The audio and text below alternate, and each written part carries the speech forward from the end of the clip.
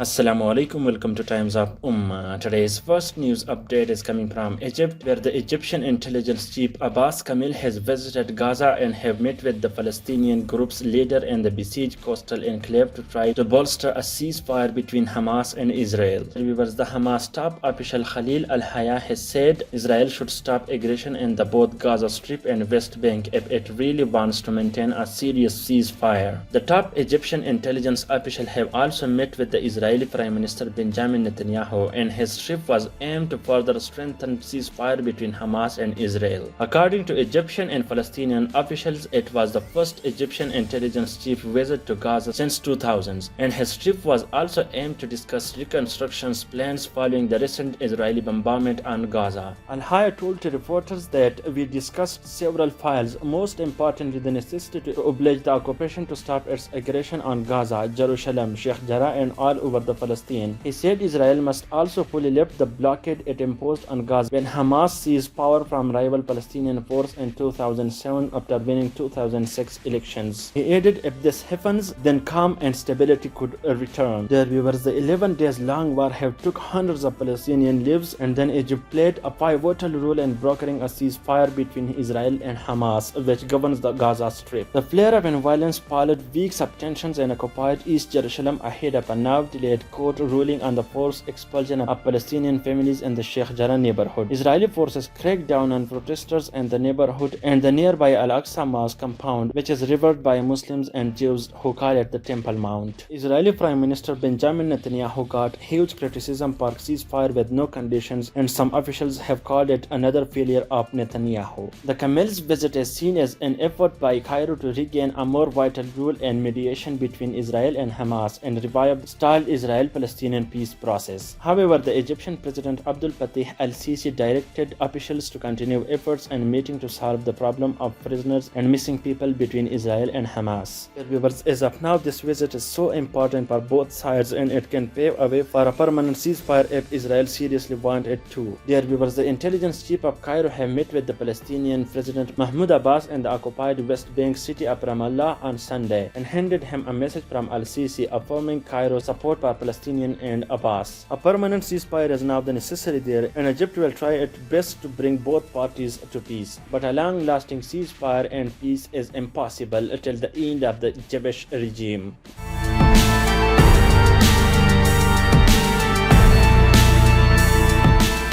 Today's second news update is coming from Pakistan, where the Pakistani Prime Minister has said the normalization of trade relations and bilateral ties with India will be such a move that would be betrayal to the people of Kashmir. He said on a live question-answer session, "I tried since the first day after coming into power that we have friendly relations with India and the issue of Kashmir is resolved through dialogues. But considering the situation right now, if we normalize relations with India at this time, we will be doing a major betrayal with the people of Kashmir. There is no doubt that our trade will improve, but all their blood will be wasted, so this can't happen." The Prime Minister emphasized, saying Pakistan stood with Kashmiris and was aware of the kind of sacrifices they have given and were giving. He said, "So this can't happen that our trade improves at the cost of their blood." Their viewers, previously Pakistan Army Chief has also said, "Now it is the time to bury the past and look forward." He added, "For this, India will have to reverse its brutal decisions it took about Kashmir." The Narendra Modi-led Indian government revoked Article 370 and other related provisions from its constitution on August 5, 2019. Moreover, it was split into two federally administered territories. Dear viewers, Pakistan and India has fought 3 wars since their independence from British in 1947. Most of its relations are often intense because of the both countries' claims Kashmir and Pul but govern separate positions. Dear viewers, Pakistan and India's ties are strained for years on the issue of Kashmir. In the recent unrest in which India sent its aircraft towards Pakistan, and Pakistan took down 2 of these and captured its wing commander Abhinandan. Dear viewers, Modi was trying to create tensions on the border to gain votes, and he did it. Recently, top officials from UAE confirmed its mediation to bring both rivals to peace and calm the tension on the LOC. Dear viewers, this is quite impossible, but what do you think about it? Please tell us in the comments box below.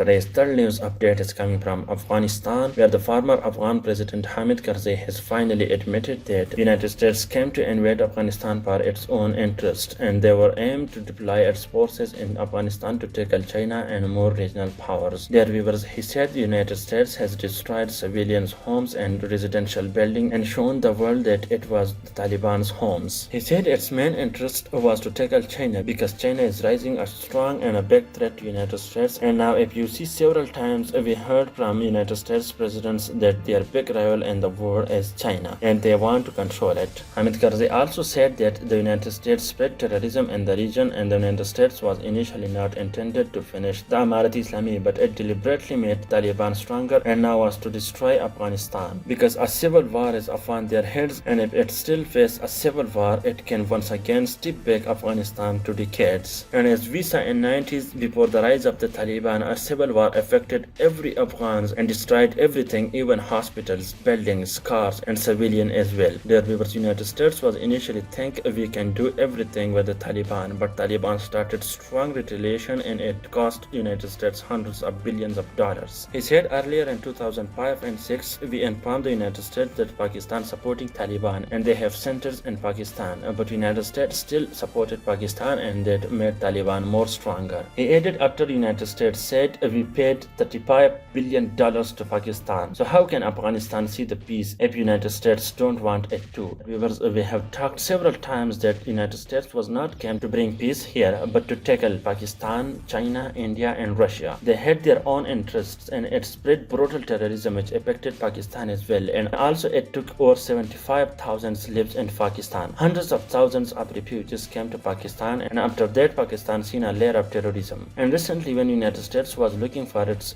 bases near Afghanistan, Pakistan clearly refused and said it will never repeat its mistakes it did in the past. And as Pakistan gave access to Afghanistan. Dear viewers, if you want to watch top news of the day, please subscribe to Times Up Ummah.